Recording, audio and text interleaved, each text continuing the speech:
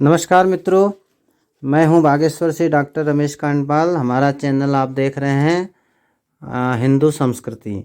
आज बात करता हूं कि हमारी जो धर्म जो कार्य हम करते हैं, हमारे जितने भी धार्मिक कार्य होते हैं, उसमें पत्नी को कहाँ बैठाया जाता है।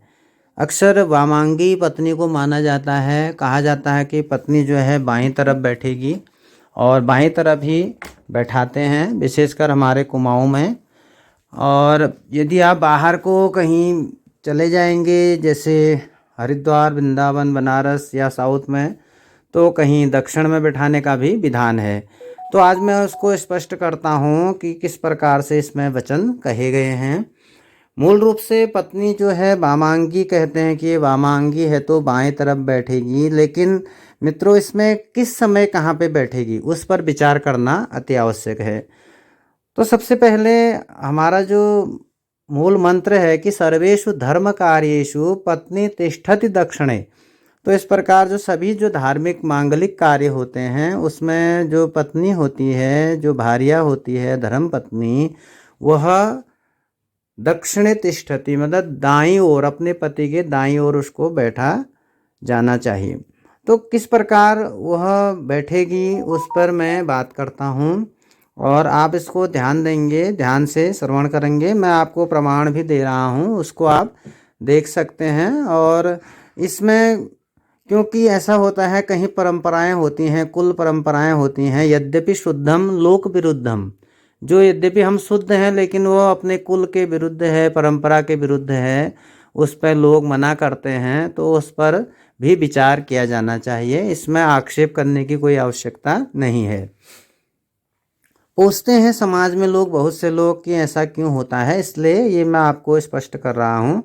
लिखा है, जो शास्त्र वचन है वह है कि व्रते दाने मखे श्राद्धे पत्नी तिष्ठति दक्षिणे सर्वेषु धर्म कार्येषु पत्नी दक्षिणतः शुभा।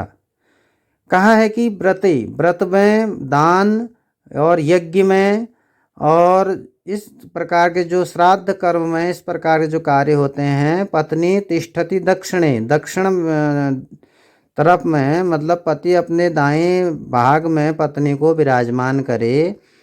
अगले कहा सर्वेषु धर्म कार्येषु पत्नी दक्षिणतः शुभा। सभी धर्म कार्यों में पत्नी जो है दक्षिण में ही क्या होती है, सुशोभित होती है। उसको वहाँ बैठाना चाहिए, उसका अत्यधिक शुभ फल प्राप्त होता है। अब बाएं कैसे बैठें। अभिषेके विप्रपाद प्रक्षालने चयु वामतः। यदि अभिषेक कर रहे हैं पंडित जी, आपके सर में अभिषेक हो रहा है, द्यौः शांतिरंतरिक्षगुं शांति ही, इस प्रकार की जो बात होती है उस समय, और ब्राह्मण के जब पैर धुले जाते हैं उस समय जो है पत्नी वामतः शुभा, उस समय बाएं हो जाना चाहिए। जातके नामके चैव ही अन्नप्राशन कर्मणि तथा निष्क्रमणे चैव पत्नी पुत्रश्च दक्षिणे। अब जातके, जात कर्म हो रहा है, नाम कर्म हो रहा है, अन्नप्राशन कर्म हो रहा है और निष्क्रमण हो रहा है, और पत्नी जो है उस समय क्या होगा, दक्षिणे। गर्भाधाने पुंसवने सीमंतोन्नयने वधुप्रवेशने चैव पुनः संधाने च, इसी प्रकार दक्षिण में उसको विराजमान करना है। और प्रदाने मधुपर्कस्य कन्यादाने तथैव च कर्म स्वेतेषु भार्या वै दक्षिणे तु उपवेशयेत्। कहीं पर पत्नी जो है अपने पुत्र के दक्षिण में हो जाती है और कन्यादान इत्यादि में जो है सभी कर्मेषु भार्या वै दक्षिणे तु उपवेशयेत्। पत्नी को जो है उस समय भी दक्षिण में स्थान देना चाहिए।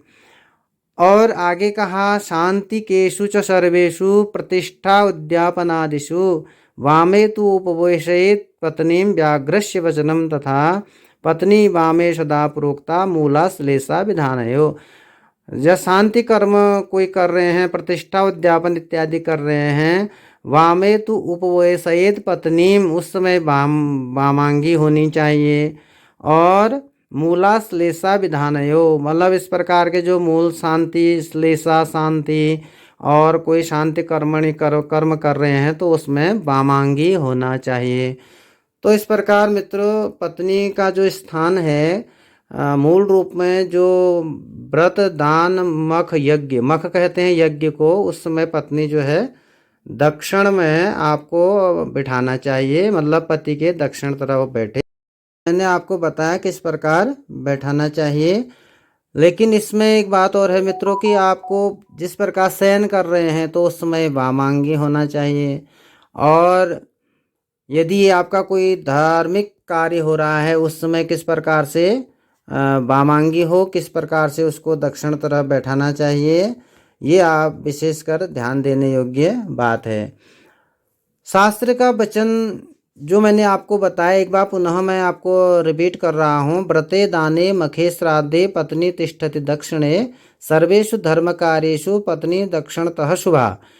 तो इसमें जो दक्षिणतः शुभा है, इसमें यदि आप दक्षिण बैठाएंगे तो उस यज्ञ का फल आपको अत्यधिक ज़्यादा मात्रा में प्राप्त होगा, उसका पूर्ण फल आपको प्राप्त होगा। तो इस प्रकार शास्त्र का वचन तो हमें पालन करना ही चाहिए। और यदि इसमें कोई हमारी परंपराएं आती हैं, जैसे मैं कुमाऊं का हूं तो कुमाऊं में हमारे यहाँ बाएं तरफ बिठाते हैं, तो उसका भी हमें कभी पालन करना चाहिए, क्योंकि अपनी परंपरा के अनुसार चलना भी आवश्यक है। इसमें नहीं तो कहीं झगड़े भी हो जाते हैं, बुजुर्ग लोग होते हैं उनकी भी बातें हमको माननी पड़ती हैं। और शास्त्र की बात क्या है ये मैंने आपको बताया, और इसमें कोई क्लेश नहीं करना है, क्योंकि शास्त्र की बात मैंने आपको बताई। धन्यवाद, नमस्कार। हमारे चैनल को सब्सक्राइब करें, लाइक करें। नमस्कार।